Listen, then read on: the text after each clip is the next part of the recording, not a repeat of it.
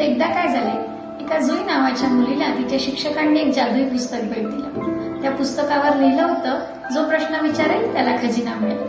बराच वेळ घेतल्यानंतर लाजरी बुजरी जुई हळूच सरांकडे गेली आणि सरांना विचारलं, सर खजिना कसा मिळेल? आणि सरांनी सांगितलं, तू पुस्तकाला प्रश्न विचार, तुला खजिना मिळेल.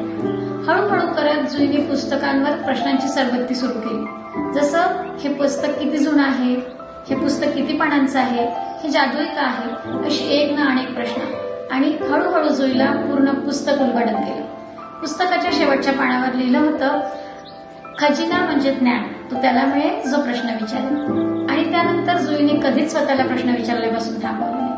तर मित्रांनो, या नवीन वर्षी एक छोटासा संकल्प करा. जेव्हा जेव्हा जे जे समजणार नाही त्यासाठी प्रश्न विचारा. एकदा दोनदा प्रश्न विचारल्यानंतर उत्तर नाही मिळाले तर वारंवार प्रश्न विचारा, पण विचारा.